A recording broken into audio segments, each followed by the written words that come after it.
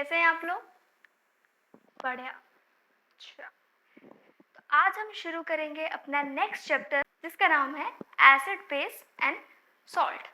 अभी तक आपने एसिड के बारे में सुना होगा, पर एक्चुअल एसिड होता क्या है ये अभी हमें नहीं पता है। तो इस लेक्चर के अंदर हम समझेंगे कि एक्चुअल में जो एसिड है वो होता क्या है। ठीक है, तो करें स्टार्ट। अभी तक आपने एसिड बेस के बारे में सुना होगा, थोड़ी बहुत चीज़ें या तो टेस्ट से पता करते हैं या तो टच करके पता करते हैं, ये भी हमने सुना हुआ है। ठीक है, बट एक्चुअल में एसिड और बेस होता क्या है ये अभी हमें नहीं पता है। अगर कोई आपसे डेफिनेशन पूछ ली जाए एसिड या बेस की तो हम उसको डिफाइन नहीं कर पाएंगे। ठीक है, तो अच्छा ये बताओ, पहले आपने एसिड और बेस देखा है? एसिड बेस देखा है, हाँ या ना? ओ, ठीक है। क्या आपने एसिड और बेस को खाया है? क्या आपने एसिड और बेस को खाया है? अब बोल रहे हैं कि हाँ खाया है। अच्छा, टच किया है किसी ने? किसी ने टच किया है क्या एसिड या बेस को? मतलब ऐसा छुआ हो, पता चल रहा हो एसिड है या बेस है? नहीं, चलो कोई बात नहीं, स्टार्ट कर रहे हैं अपने चैप्टर को।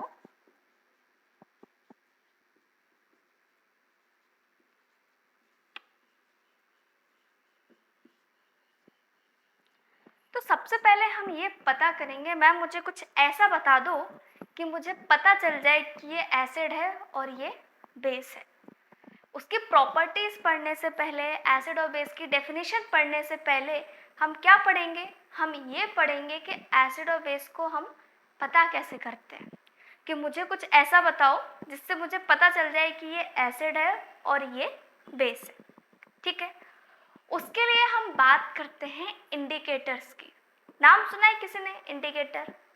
गाड़ी में सुना होगा, बाइक स्कूटी चलाते हैं, बैठे तो हो गई, देखा होगा उसके अंदर इंडिकेटर्स लगे होते हैं जो कि हमें डायरेक्शन बता रहे होते हैं। हमारी केमिस्ट्री के अंदर जो इंडिकेटर है ना, वो हमें ये बताएगा कि जो हमारे पास कंपाउंड गिवन है, जो भी सब्सटेंस हमारे पास गिवन है, वो एसिड है या फिर बेस है। तो सबसे पहले हम बात करेंगे इंडिकेटर्स की कि इंडिकेटर्स क्या होते हैं, क्योंकि हम पहले ये तो पता कर लें कि ये एसिड है या फिर बेस है। ठीक है, so they are the substances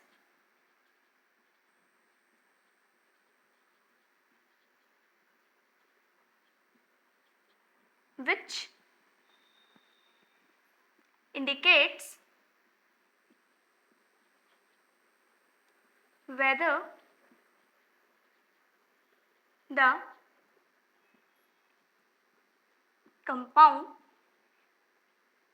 or substance, whether the substance is acidic और बेसिक। ठीक है, ये ऐसे सब्सटेंस होंगे जो कि हमें बताएंगे कि जो हमारा कंपाउंड है वो एसिडिक है या फिर बेसिक है। ठीक है, ठीक है। अब बात आती है जो इंडिकेटर्स हैं ये आते कहाँ से हैं। ठीक है, बात हम कर रहे हैं इंडिकेटर्स की, तो आते कहाँ से हमें ये भी पता होना चाहिए। तो ये दो टाइप के होते हैं, एक होता है आपका नेचुरल और दूसरा होता है आर्टिफिशियल। नेचुरल के अंदर हम देखते हैं कि हमें पेड़ से भी मिल जाते हैं, जो हमारे फ्रूट्स और वेजिटेबल्स हैं उसके अंदर भी प्रेजेंट होते हैं। और अगर हम आर्टिफिशियल की बात करें, मतलब कि जो लैब में बनाए जाते हैं। ठीक है, तो सबसे पहले हम बात करते हैं टाइप्स ऑफ इंडिकेटर की कि इंडिकेटर्स कौन कौन से टाइप के होते हैं।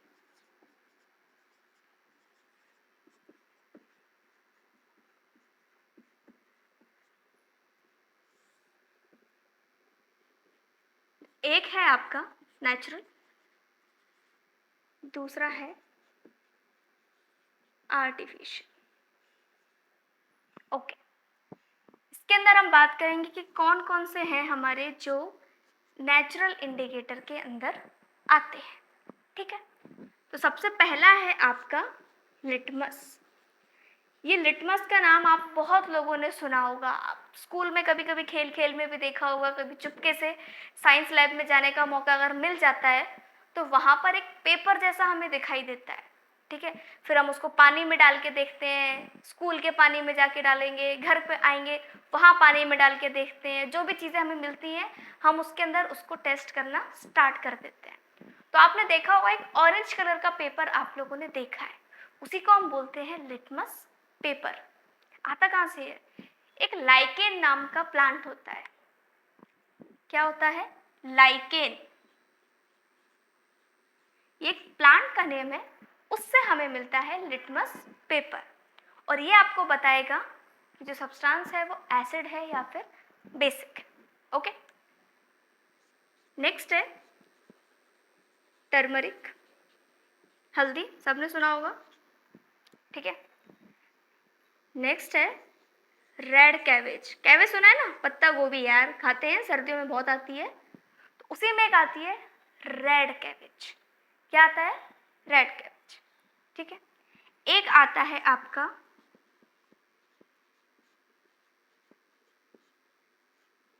Beet root juice. क्या होता है? Beetroot juice. तो ये कुछ आपके इंडिकेटर्स हैं जो कि नेचुरली मिलते हैं, ठीक है। अब हम उनकी बात करेंगे जो आर्टिफिशियल है।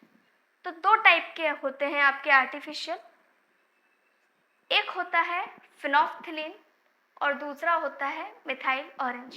ये केमिकल्स हैं, दोनों लैब में बनाए जाते हैं, ठीक है। तो पहला कौन सा है? पहला है आपका फिनोल्फ्थालीन, स्पेलिंग गलत मत लिखना इसकी। दूसरा है मिथाइल ऑरेंज।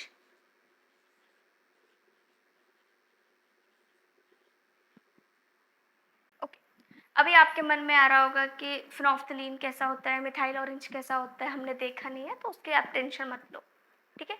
अभी हमें क्या यूज़ करना है? सिर्फ नाम यूज़ करना है, ठीक है। तो ये दो टाइप के हमारे इंडिकेटर्स हैं, एक है नेचुरल और दूसरा है आर्टिफिशियल। अब हम देखेंगे कि इसके अंदर क्या होगा। मान लीजिए आपने एक बीकर लिया है, ठीक है, और उसके अंदर कोई भी एक सब्सटेंस प्रेजेंट है। मान लीजिए मैंने पानी ऐड कर दिया है, ठीक है। अब आप क्या करेंगे? अब आप टेस्ट करेंगे। किससे टेस्ट करेंगे? ये जो इतने सारे इंडिकेटर्स हैं इसमें से आप किसी से भी टेस्ट कर सकते हैं, ठीक है। तो मैं अभी आपको बताने वाली हूँ। तो ऐसा क्या होगा जिससे पता चल जाएगा आपको कि एसिड या बेस है? वहाँ पर होगा कलर चेंज। क्या होगा? Colour change. तो जैसे ही कलर चेंज होगा आपको समझ में आ जाएगा कि वो एसिड है या फिर बेस है।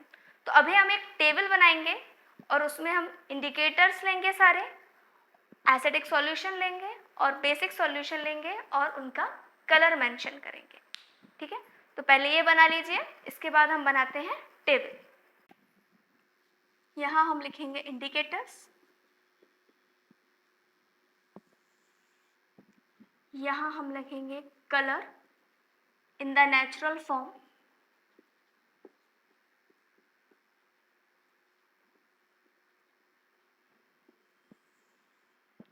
यहाँ हम लिखेंगे कलर इन एसिडिक सॉल्यूशन,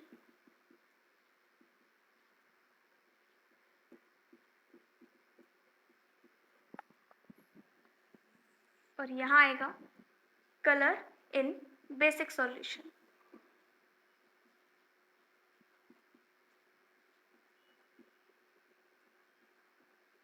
ठीक है, चल स्टार्ट करते हैं हम। तो सबसे पहले हम लेंगे लिटमस पेपर। किसको लेंगे? Litmus paper. तो लिटमस आपको पेपर के फॉर्म में भी मिल सकता है और सॉल्यूशन के फॉर्म में भी मिलता है। तो देखो, लिटमस पेपर जो है वो दो टाइप के होते हैं सॉल्यूशंस, एक होता है रेड, एक होता है ब्लू, ठीक है। यहाँ अलग से समझते हैं इसको, एक होता है रेड, एक होता है ब्लू। तो अगर मान लीजिए आपके पास कोई एसिडिक सॉल्यूशन है, कैसा सॉल्यूशन है? एसिडिक सॉल्यूशन है, और आप दोनों पेपर्स को अगर उसमें डिप करोगे तो जो कलर आएगा उन पे क्या आएगा? रेड। इसका मतलब क्या है कि पेपर के ऊपर अगर रेड कलर आएगा तो वो सॉल्यूशन कैसा होगा? एसिडिक होगा। ठीक है, रेड कलर आए, अगर रेड कलर आ रहा है तो वो इंडिकेट कर रहा है वो जो सॉल्यूशन है वो एसिडिक है। वहीं अगर ब्लू कलर आए, कैसा है? ब्लू कलर, तो क्या पता चलेगा? तो ये पता चलेगा कि जो आपका सॉल्यूशन है वो कैसा है? बेसिक है। तो इसको याद करने की एक ट्रिक होती है, छोटी सी, बड़ी पुरानी सी ट्रिक है, पर अभी तक वही चलती आ रही है, मार्केट में कोई नया ही नहीं ला रहा है। आप लेकर आओ तो बताया चले। चलो,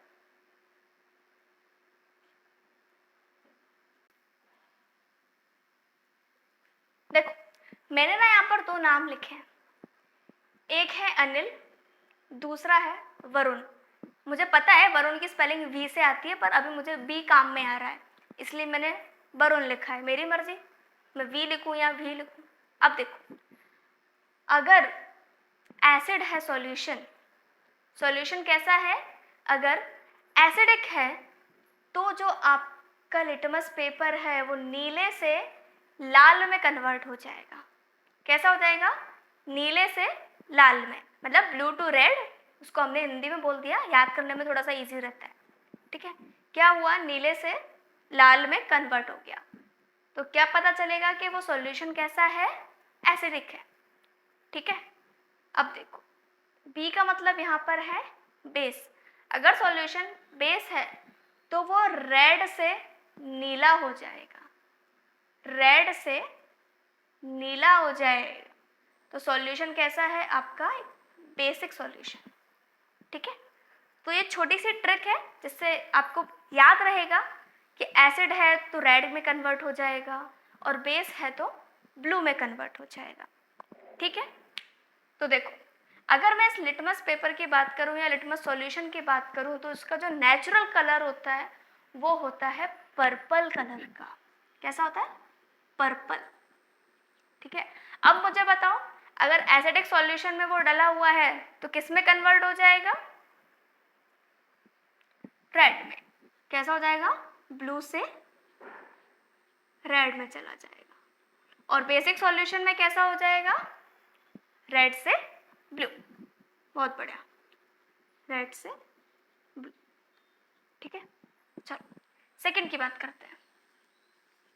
सेकंड है आपका मिथाइल ऑरेंज। ये भी किसके अंदर आया था? आर्टिफिशियल जो इंडिकेटर्स होते हैं उसके अंदर। मिथाइल ऑरेंज है, इसका जो नेचुरल कलर होता है वो होता है ऑरेंज। कैसा होता है? ऑरेंज। ठीक है, अगर इस मिथाइल ऑरेंज को मैं एसिडिक सॉल्यूशन को चेक करने के लिए डालूंगी तो उसका जो कलर है वो हो जाएगा रेड। कैसा हो जाएगा? रेड हो जाएगा। ट्राई भी कर सकते हैं आप, कभी कोई चीज़ मिले आपको। और अगर बेसिक है तो वो हो जाएगा येलो में कन्वर्ट। ठीक है, चलो तीसरे पे आते हैं, फिनोफ्थिलीन। 5-6 बार लिख लेना, इसकी स्पेलिंग याद हो जाएगी फिर। ठीक है, चलो फिनोफ्थिलीन भी एक आर्टिफिशियल इंडिकेटर ही होता है। बहुत ज़्यादा हम इसको यूज़ करते हैं जब आप 11th-12th में आएंगे, तो जब आप एक्सपेरिमेंट्स करेंगे वहाँ पर हम सबसे ज़्यादा यूज़ करने वाले हैं इसको। ठीक है, एक प्रोसेस आती है, एक्सपेरिमेंट होता है टाइट्रेशन का, उसमें हम इसका यूज़ करते हैं। क्या है? फिनोफ्थिलीन होता है पर्पल। अगर आप इसको एसिडिक सॉल्यूशन में डालोगे तो भी इसका कलर चेंज नहीं होगा, ये कैसा रहेगा? पर्पल ही रहेगा। लेकिन जैसे ही आप इसको बेसिक सॉल्यूशन के अंदर ऐड करोगे इसका जो कलर है वो चेंज हो जाएगा पिंक में, ये बन जाएगा पिंकी, मतलब पिंक कलर में चेंज हो जाएगा। नेक्स्ट है आपका टर्मरिक। अच्छा, टर्मरिक का नेचुरल कलर कैसा होता है? पक्का येलो ही होता है, और कुछ तो नहीं होता? हाँ, वही येलो ही होता है। आप इसको एसिड के अंदर डालोगे तो भी ये येलो ही रहेगा, लेकिन जैसे ही आप इसको बेसिक में डालोगे इसका जो कलर है वो चेंज हो जाएगा रेड में। किस में चेंज हो जाएगा? रेड में। नेक्स्ट है आपका रेड कैबेज। अब रेड कैबेज है, उसका नाम ही है रेड, इसका मतलब उसका जो नेचुरल कलर है वो कौन सा होने वाला है? रेड। एसिडिक में डालोगे तो भी कलर कैसा रहता है? रेड। लेकिन जैसे आप इसको बेसिक सॉल्यूशन के अंदर डालेंगे, इसका जो कलर है वो ग्रीन हो जाता है। कैसा हो जाता है? ग्रीन। तो ये एक टेबल है आपकी, एनसीईआरटी में भी ये चीज़ें दे रखी हैं आपकी। अब बुक खोलोगे तो आपको अच्छे से दिखेगा, बट उसमें पूरा ये टेबल फॉर्म में नहीं दिया हुआ है, सिर्फ बिखरा बिखरा सा कंटेंट मिलेगा। तो मैंने आपको पूरा समेट कर दे दिया ताकि आपको परेशान ना होना पड़े। ठीक है, तो इसको नोट डाउन कर लीजिए। मैंने आपको एक नहीं बताया, बीट रूट जूस, वो आपका होमवर्क है, आप उसको ढूंढ के लेकर आओ। ठीक है, कि एसिड में कैसा होता है और बेस में कैसा। अच्छा, अब सुनो, एक होता है olfactory indicators। olfactory indicators, अब ये कौन से टाइप के इंडिकेटर्स हैं? ये भी आपके नेचुरल इंडिकेटर के अंदर ही आते हैं, तो इसको भी मेंशन कर लेना हमारे जो नेचुरल इंडिकेटर की लिस्ट थी उसके अंदर। ठीक है, तो ये क्या होते हैं? ये भी एक टाइप के इंडिकेटर्स हैं जो कि बताएंगे कि एसिड है या फिर बेस है। लेकिन ये जो बताते हैं ना, वो स्मेल से बताते हैं। किससे बताते हैं? स्मेल से। स्मेल से आप पता कर लोगे कि वो एसिड है या फिर बेस है।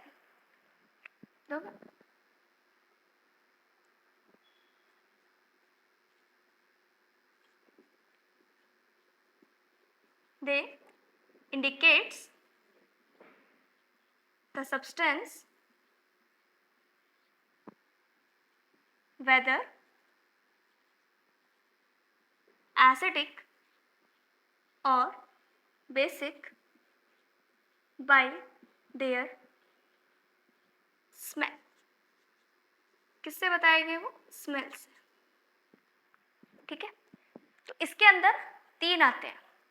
ठीक है, पहला है आपका अनियन एक्सट्रैक्ट। क्या है? Onion extract. आप सोच रहे होगे एक्सट्रैक्ट क्या होता है? आपने माजा पी है, स्लाइस पी है, फ्रूटी पी है ना? तो क्या पूरा का पूरा उसमें आम डाल दिया जाता है? नहीं, उसका रस डालते हैं, है ना? उसको प्रिजर्व करके रखते हैं, उसका रस उसमें ऐड करते हैं। तो वो जो उसका रस है वो क्या है? एक एक्सट्रैक्ट है। किसका? आम का। ठीक है, आपने सुना होगा ऑयल आते हैं बहुत सारे, उसके अंदर अनियन प्रेजेंट होता है। ठीक है, बहुत ऐड की जाती है मामा अर्थ की अनियन ऑयल, उसके अंदर भी क्या होता है? उसका एक्सट्रैक्ट प्रेजेंट होता है। ठीक है, तो यही है वो एक्सट्रैक्ट। सेकंड आता है वनीला। मतलब अब किसी को एकदम से आइसक्रीम याद आ गई होगी, आई क्या? आनी चाहिए भाई, करते हैं। ठीक है, थर्ड है आपका क्लोव ऑयल। क्लोव जानते हैं आप लोग? क्लोव का मतलब होता है लौंग, देखा होगा सबके घर में रहती है, मिलती है यूजली। तो ये तीनों आपके कैसे नेचुरल इंडिकेटर्स हैं जो कि इंडिकेट करते हैं एसिड है या बेस है। तो चलो देख लेते हैं एसिड में क्या बताएगा और बेस में क्या बताएगा। ओके, तो देखो, अगर हम एसिड की बात करें तो अनियन एक्सट्रैक्ट के अंदर जो उसकी स्मेल है वही रहती है, मतलब रिमेन्स सेम, इसमें कोई भी चेंज नहीं आता। लेकिन बेस के अंदर जो उसकी स्मेल है वो कैसे हो जाती है? चेंज हो जाती है। ठीक है, इसी तरीके से वनीला और क्लोव, इन दोनों के अंदर जो एसिड का है वो कैसा रहता है? स्मेल सेम रहती है। कैसी रहती है? सेम। लेकिन बेस के अंदर दोनों की जो स्मेल है वो कैसी हो जाती है? चेंज हो जाएगी। जो उसकी एक्चुअल स्मेल है वो कैसी हो जाती है? चेंज हो जाती है। ओके, तो ये 3 आपके क्या थे? ये 3 आपके नेचुरल इंडिकेटर्स के एग्जाम्पल्स थे, ऑल्फैक्टरी वाले, जो कि स्मेल से बताते हैं। ठीक है, अगर अनियन की स्मेल चेंज होने लग जाए तो हमें क्या पता चलेगा? हमें ये पता चलेगा कि उसके अंदर बेस प्रेजेंट है, और अगर नहीं हो रही है तो सिंपल है, नॉर्मल है, या एसिड प्रेजेंट है। ठीक है, तो ये बात समझ में आ गई। अब हम बढ़ेंगे एसिड और बेस की तरफ। यहाँ तक कोई कंफ्यूजन है क्या किसी को? कोई दिक्कत नहीं है? ओके, अब आएगा हमारा मेन क्वेश्चन कि एसिड क्या होता है। ठीक है, तो अब हम बात करेंगे कि एसिड क्या होता है। ओके, तो आपने देखा होगा कि बहुत से लोग बोलते हैं कि एसिड आर सोर इन टेस्ट। ये चीज आपने सुनी होगी, एसिड आर सोर इन टेस्ट। ये सोर क्या होता है? इसका मतलब क्या है? इसका मतलब खट्टा। एसिड कैसा होता है? खट्टा होता है। तो क्या इसकी डेफिनेशन हो सकती है? क्या इसकी डेफिनेशन हो सकती है? नहीं, ये तो इसकी प्रॉपर्टी शो कर रहा है कि एसिड कैसा है, खट्टा है। हम एडजेक्टिव पढ़ते हैं ना, ये सेम वही काम तो कर रहा है। इसकी डेफिनेशन नहीं है, ये इसकी क्या है? प्रॉपर्टी है। हम बात करेंगे डेफिनेशन की। मेरे पास एक बीकर है। केमिस्ट्री में हम हमेशा बीकर को लेकर ही समझते हैं सारी चीज़ें। ठीक है, और इसके अंदर प्रेजेंट है वाटर, वही अपना पुराना H2O। मैं क्या करूँगी, मैं इसके अंदर ऐड करने वाली हूँ अभी एसिड। क्या ऐड करूँगी मैं? एसिड को ऐड करूँगी। ठीक है, तो जैसे ही मैं इस एसिड को इसके अंदर ऐड करूँगी, मैं देखूँगी कि इसके जो आयंस हैं वो अलग अलग हो जा रहे हैं। ठीक है, मान लीजिए मैंने एक एसिड लिया है जिसको मैं Ha से रिप्रेजेंट कर रही हूँ। किससे कर रही हूँ? Ha से। Ha को मैंने पानी में डाल दिया तो ये अलग हो जाएगा कुछ इस तरीके से। H+ अलग हो जाएगा और A- अलग हो जाएगा। ये मुझे क्या बता रहा है? ये मुझे ये बता रहा है कि जैसे ही एसिड को आप एक्वस सॉल्यूशन में बनाएंगे, एसिड के साथ एक्वस सॉल्यूशन बनाएंगे, वहाँ से आपको H+ आयन मिलेगा। मतलब कि एसिड जो है वो H+ आयन देता है। क्या देता है? H+ आयन देता है। अब हम लिखेंगे एसिड की डेफिनेशन। अब लिखो, दे आर द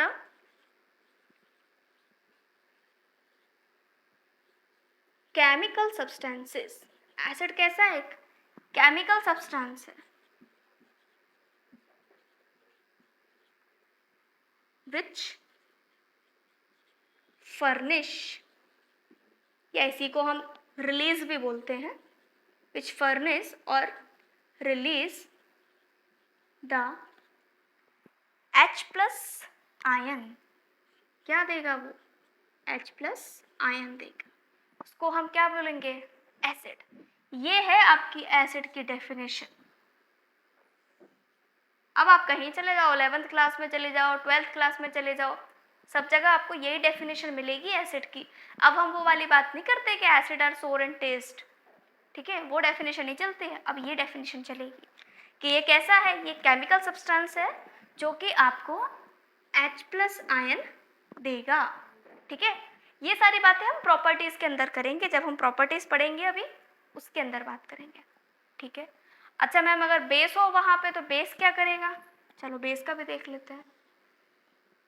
ये वाटर है विच रिलीज द H+ आयन, थोड़ा सा और इसमें, इन एक्वस सॉल्यूशन। ये भी जरूरी है, अकेला H+ आयन नहीं दे देगा कि यहाँ पर एसिड रखा था और बैठे बैठे उसने H+ आयन रिलीज कर दिया, ऐसा नहीं होगा। पहले एक्वस सॉल्यूशन बनाना पड़ेगा, और एक्वस सॉल्यूशन हम कैसे बनाते थे? वाटर के साथ। तो ये बात हमें पता है, बस बहुत बढ़िया। तो ये है आपकी डेफिनेशन। अब बेस के साथ क्या होगा? ये प्रेजेंट है हमारा। ठीक है, अब हम क्या करेंगे? बेस के लिए हम ऐड करेंगे, मान लीजिए ये है AOH, तो ये ब्रेक होगा A+ में, OH- में, A+ में और OH- में। इसका मतलब क्या है? इसका मतलब ये है कि जो बेस है वो हमें क्या देगा? OH- आयन देगा। तो पूरी डेफिनेशन सेम रहेगी, बस इस H+ के आगे क्या लग जाएगा? OH- ion. तो बेस की हम क्या डेफिनेशन लिखेंगे? Bases are the substances, chemical substances, यहाँ हम लिखेंगे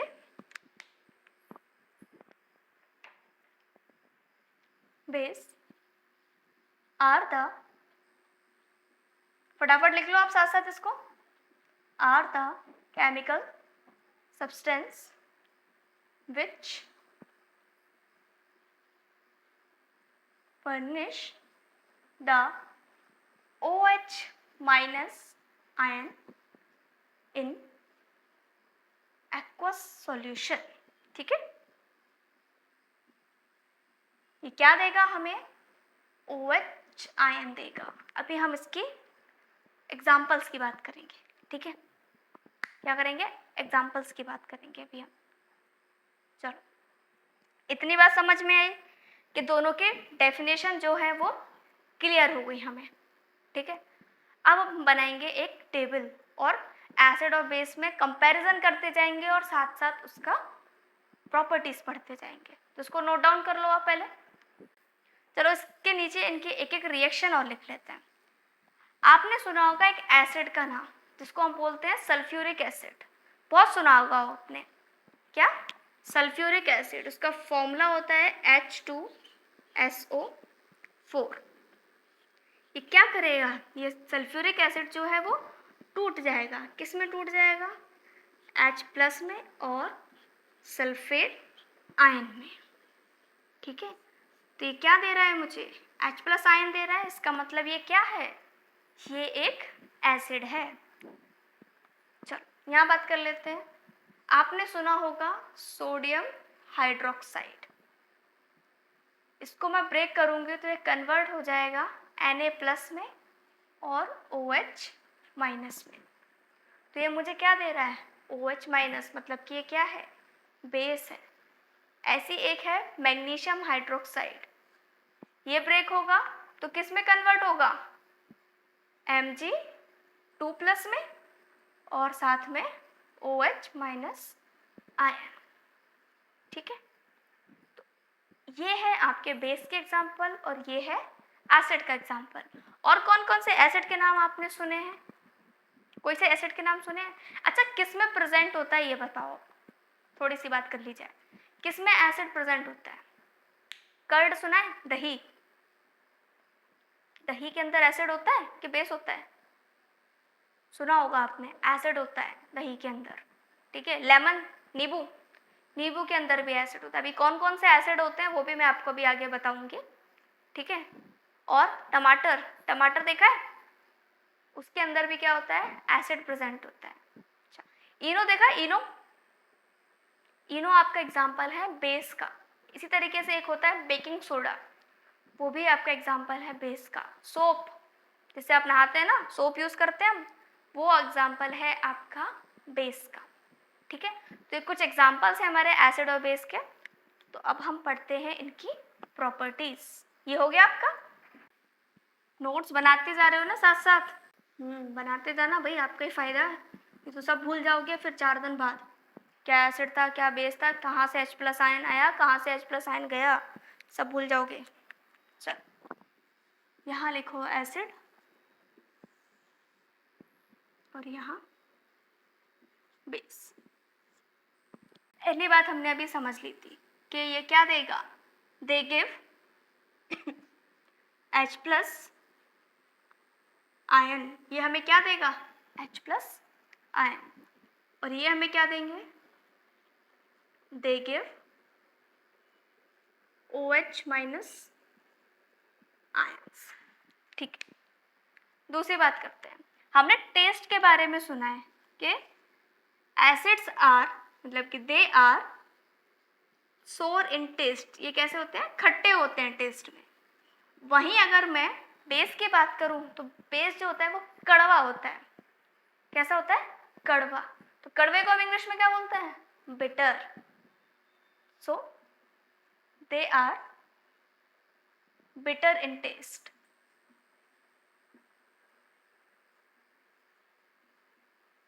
ये दो बातें हमें समझ में आई। ठीक है, अभी हम बात कर रहे थे लिटमस पेपर की। ठीक है, और उसी को हम बोलते हैं पीएच पेपर। लिटमस पेपर को ही बोला जाता है पीएच पेपर। कैसा होता है? कुछ इस तरीके से उसकी एक स्केल होती है, ठीक है। सेंटर में प्रेजेंट होगा आपका 7, ये 0 से स्टार्ट होती है और 14 पे ख़त्म होती है। कुछ इस टाइप की स्केल्स होती है जिसके अंदर कलर्स होते हैं बहुत सारे, ठीक है। क्या होते हैं? कलर्स होते हैं और नंबर्स लिखा होता है 1 2 3 4 5 6 8 9 10 11 12 13 एंड 14, ठीक है। अब देखो, ये जो 0 से लेकर 7 है, 0 से लेकर 7 तक की जो स्केल है 0 to 7, अगर कोई कंपाउंड आपका 0 से लेकर 7 तक की स्केल में आता है तो उसको हम क्या बोलेंगे? एसिड, ठीक है। वहीं अगर 7 से लेकर 14 तक में आएगा तो उसे हम बोलेंगे बेस, ठीक है। तो ये क्या है? ये है आपका पीएच पेपर,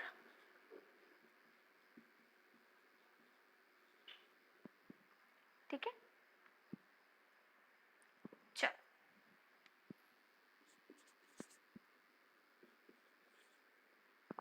और क्या क्या जानते हैं हम एसिड और बेस के बारे में? और कुछ जानते हो आप एसिड बेस के बारे में? बहुत बढ़िया। अभी हमने कलर की भी बात करी थी, तो क्या करेगा? They convert into two red, और यहाँ क्या हो जाएगा? रेड टू ब्लू, ठीक है। अब नेक्स्ट पॉइंट आएगा अपना एग्जाम्पल। इसकी बात करेंगे हम, एग्जाम्पल की। क्या क्या एग्जाम्पल है? एक है आपका लेमन, एक है कर्ड, ठीक है। एप्पल भी इसका एग्जाम्पल होता है, विनेगर भी एग्जाम्पल होता है। विनेगर जानते हैं आप लोग? क्या होता है विनेगर?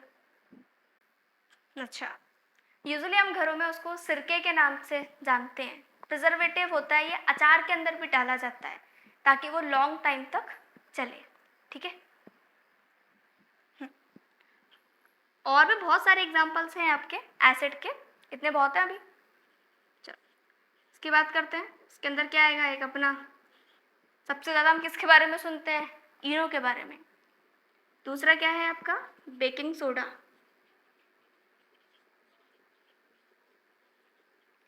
अच्छा बताओ, टूथपेस्ट में क्या होता है, एसिड या बेस? एक है आपका सोप। टूथपेस्ट के अंदर क्या होता है, एसिड या बेस? बेस होता है भाई। टूथपेस्ट भी एग्जाम्पल है,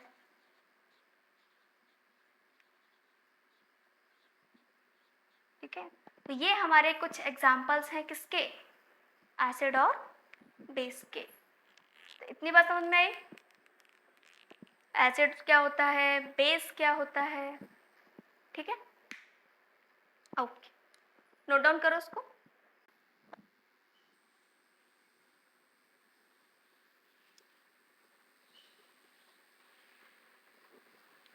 ये 3 पी कर लिया हमने, ठीक है।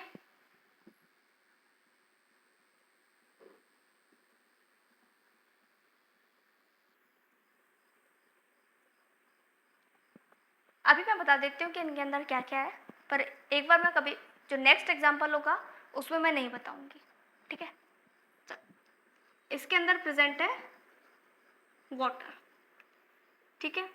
इसके अंदर प्रेजेंट है आपका HCl और इसके अंदर प्रेजेंट है NaOH। मुझे बताओ, जो आपका लिटमस है, जो लिटमस है आपके पास, मैं एक ही लिटमस बता रही हूँ, ठीक है। आपके पास ब्लू लिटमस प्रेजेंट है, तो ब्लू लिटमस के अकॉर्डिंग तीनों का कलर क्या होगा? जैसे आप इस ब्लू लिटमस को इसके अंदर डालोगे तो इनका कलर क्या रहेगा? ब्लू लिटमस पे क्या कलर आएगा? आप बोल रहे हैं HCl का जो कलर है वो रेड हो जाएगा। ओके, मतलब लिटमस पेपर का कलर। वाटर के केस में क्या होगा? वाटर के केस में क्या होगा बताओ जल्दी से। अच्छा, वाटर कैसा है? वाटर है आपका न्यूट्रल। जब भी हमने पीएच स्केल की बात करी थी ना, तो जो उसमें 7 होता है वो आपका कहलाता है न्यूट्रल। क्या कहलाता है? न्यूट्रल। ठीक है, अभी हम उसकी बात भी करेंगे। तो न्यूट्रल पे कोई चेंज नहीं होगा, जैसा है वैसा ही रहेगा। तो इसके अंदर क्या आएगा? नो चेंज, क्योंकि ये कैसा है? न्यूट्रल है। चलो NaOH की बात बताओ। NaOH में क्या आएगा? लिटमस का कलर कैसा रहेगा? अरे भाई ब्लू ही रहेगा ना। NaOH क्या है? एक बेस है, और बेस के अंदर अगर आपने ब्लू लिटमस डाला है तो अभी हमने क्या पढ़ा था? बेस क्या करता है? रेड टू नीला, वरुण था ना। तो क्या हो जाएगा? नीले में कन्वर्ट ही तो रहेगा वो, और नीला है तो नीला ही रहेगा, मतलब कि ब्लू आएगा। ठीक है, तो ये समझ में आया। और अगर रेड होता तो इसका अपोजिट हो जाता। ठीक है, अच्छा, हम पीएच स्केल की बात कर रहे थे, जरा उस पर हम और बात करेंगे।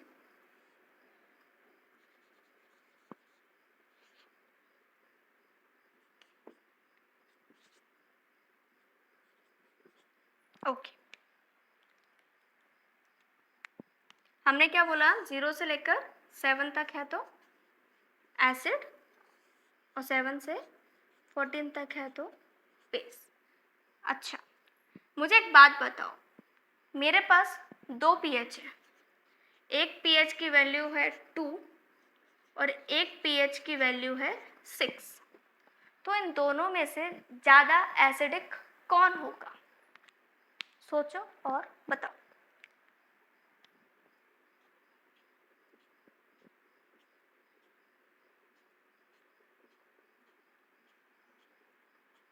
अच्छा, आप कह रहे हैं कि 6 होगा। अच्छा,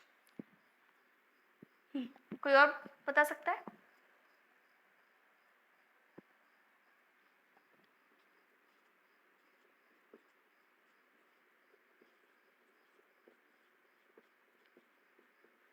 आप सुनो ध्यान से, देखो इस क्वेश्चन को मैं यहाँ लिख देती हूँ।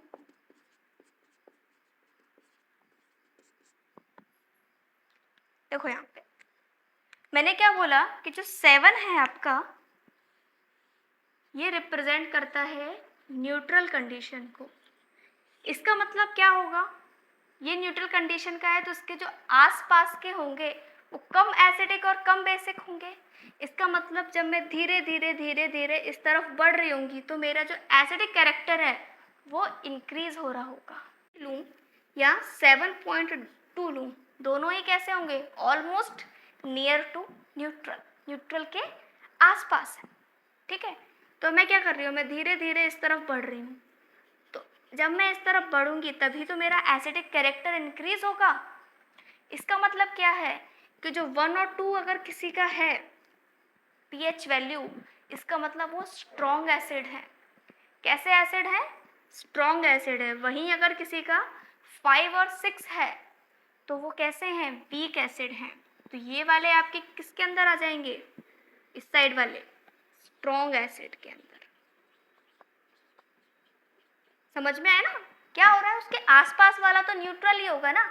जब हम उससे दूर की तरफ जा रहे हैं तब एसिडिक करेक्टर हमारा इंक्रीज हो रहा है, और यहाँ वाले आपके होंगे वीक एसिड। अभी हम इनके एग्जाम्पल्स भी लिखेंगे। उसी तरीके से इसके पास वाला भी क्या होगा? Almost near to equal. तो जैसे जैसे मैं धीरे धीरे यहाँ बढ़ूंगी मेरा जो बेसिक कैरेक्टर है वो इंक्रीज होगा। इसका मतलब जो यहाँ वाले हैं ये कैसे रहेंगे? ये स्ट्रॉन्ग बेस होंगे। क्या होंगे? Strong base. और ये जो हैं ये आपके हो जाएंगे वीक बेस।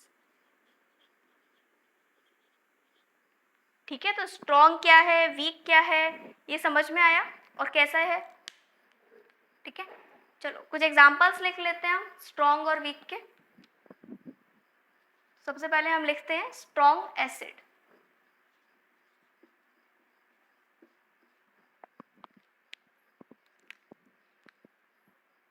सबसे ज़्यादा आपका स्ट्रॉन्ग एसिड जो है वो है आपका HCl। फिर है सल्फ्यूरिक एसिड, इसको हम क्या बोलते हैं? इसको हम बोलते हैं सल्फ्यूरिक एसिड। ये जो HCl है इसको हम बोलते हैं hydrochloric acid. Hydrochloric acid. Third आपका आता है HNO3, इसको हम बोलते हैं नाइट्रिक एसिड। ये तो हमने पढ़ा भी था लास्ट क्लास में। ये क्या है? नाइट्रिक एसिड है, ठीक है, HNO3।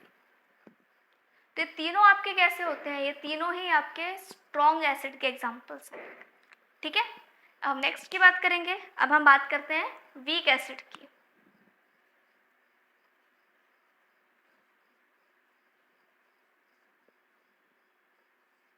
वीक एसिड के अंदर आता है आपका एसिटिक एसिड। क्या आता है? एसिटिक एसिड, जिसको हम बोलते हैं विनेगर। क्या बोलते हैं? विनेगर। और इसका फॉर्मूला भी होता है CH3COOH। घबराना नहीं है, फॉर्मूले को देखकर ये भी आप सीखोगे आगे। क्या है? CH3COOH। ये क्या है आपका? ये है आपके वीक एसिड। और कौन कौन से होते हैं? और होता है आपका एक लैक्टिक एसिड।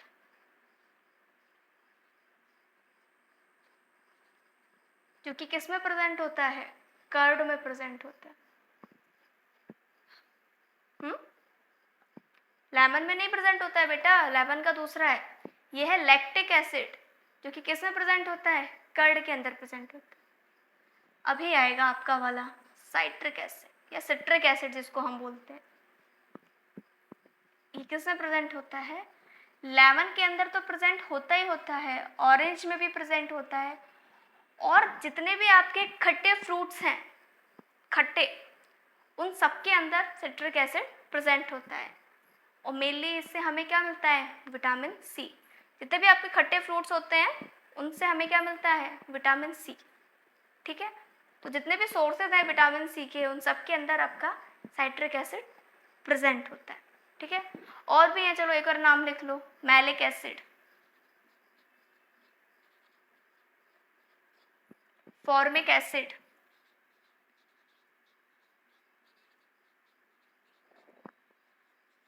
मैलिक एसिड पता है किस में प्रेजेंट होता है? एप्पल में। ये जो एप्पल हम खाते हैं ना, उनके अंदर प्रेजेंट होता है। फॉर्मिक एसिड प्रेजेंट होता है चींटी में, आंट। कई बार आपने देखा होगा चींटी काट लेती है तो हमें बहुत इरिटेशन होती है, ठीक है। जैसे ही वो डंक मारती है हमें क्या होती है? इरिटेशन होती है। उसने क्या किया होता है? फॉर्मिक एसिड छोड़ा होता है। क्या होता है वो? फॉर्मिक एसिड, ठीक है। अच्छा, हम इन्हें खा क्यों पाते हैं? हम इन्हें इसलिए खा पाते हैं क्योंकि ये कैसे हैं? वीक एसिड हैं, बहुत कम अमाउंट में इनमें एसिड प्रेजेंट होता है, इसीलिए हमें हार्म नहीं करते हैं, ठीक है। अगर इनकी क्वांटिटी, ये इनको क्यों नहीं खाते हम? इन्हें कभी सुना आपने नाइट्रिक एसिड खाया हो, सल्फ्यूरिक एसिड? लैब में रखते हैं और वो भी इतने तरीके से रखते हैं कि हम डायरेक्टली उसको हाथ से भी टच नहीं करते हैं। एक को हम खा रहे हैं, एक को हम हाथ से भी टच नहीं कर रहे हैं, तो आप डिफरेंस समझिए उस चीज़ का कि ऐसा क्यों है। क्योंकि उनकी क्वांटिटी में डिफरेंस है। किस में डिफरेंस है? क्वांटिटी में, ठीक है। इनमें हम बहुत कम अमाउंट में लेते हैं, इसीलिए वीक एसिड कहलाते हैं और ये वाले स्ट्रॉन्ग कहलाते हैं, ठीक है। एसिड बेस में हमने एक चीज़ नहीं लिखी है। एसिड बेस के अंदर डिफरेंस में आप एक पॉइंट और मेंशन करिएगा कि acids are hard in nature. Acid जो होते हैं वो हार्ड होते हैं, जैसे ही आपके हाथ पे गिरेगा ना, हाथ जल जाएगा आपका, ठीक है। वहीं जो बेस होते हैं वो सोपी होते हैं नेचर में। मैं यहाँ मेंशन कर देती हूँ, इसको हटा दूँ। Acids are hard in nature,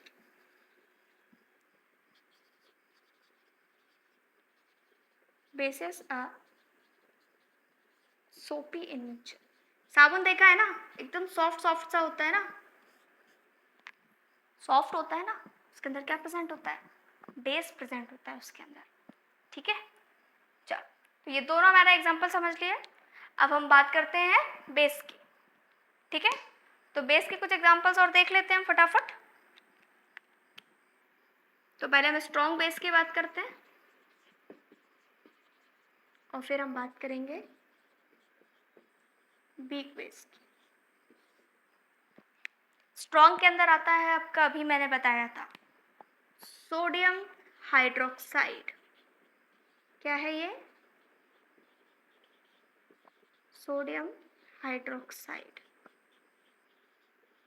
एक आता है आपका मैग्नीशियम हाइड्रोक्साइड। ठीक है, ये दोनों कैसे होते हैं? स्ट्रॉन्ग होते हैं। एक आता है आपका पोटेशियम हाइड्रोक्साइड। ठीक है, अब हम बात करते हैं वीक की। वीक के अंदर आता है अमोनियम हाइड्रोक्साइड। क्या नाम है इसका? Ammonium hydroxide. ठीक है, तो एग्जाम्पल्स आपको याद रहेंगे, सारे सुने सुने से हमारे, ऐसा कुछ भी अलग से नहीं है। और ये जितने भी एग्जाम्पल्स हैं ये डेली लाइफ में हम सुनते हैं, इनको यूज़ करते हैं, इसीलिए हमें इनका पता होना बहुत ज़रूरी है कि हम क्या खा रहे हैं, हमें पता तो होना चाहिए ना।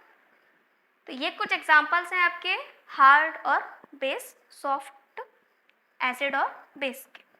ठीक है, तो क्या करोगे, आज पूरा इसको अच्छे से लिखोगे, याद करोगे, जितनी भी चीज़ें पहले की हैं उनको रिवाइज करोगे, वरना सारी चीज़ें भूल जाओगे। ठीक है, तो आपका यही काम है, इनको आप 2 से 3 बार पढ़ोगे ताकि आपको सारी चीज़ें याद रहें, आप कुछ भी भूलो ना। सो कंप्लीट कर लिया। ठीक है, तो फिर हम मिलते हैं अब कल की क्लास में। जब तक इसको आप पढ़िएगा, कल हम पढ़ेंगे इसकी केमिकल प्रॉपर्टीज़ के बारे में। ये तो सारी की सारी फिजिकल्स हैं। अब हम कल पढ़ेंगे रिएक्शंस, कि कैसे हम उसको एसिड के साथ रिएक्ट करते हैं, एसिड को मेटल्स के साथ कैसे रिएक्ट करते हैं, कार्बोनेट्स के साथ कैसे रिएक्ट करते हैं और उनकी क्या क्या रिएक्शंस हैं। तो कल हम बहुत सारी रिएक्शंस पढ़ने वाले हैं। ठीक है, तो सारे एलिमेंट्स याद है ना? कोई भूले तो नहीं हो? सब याद है अच्छे से? बहुत बढ़िया, बहुत बढ़िया, बहुत बढ़िया। फिर ठीक है, फिर कल मिलते हैं कल की क्लास में। जब तक इसको आप अच्छे से याद कर लें।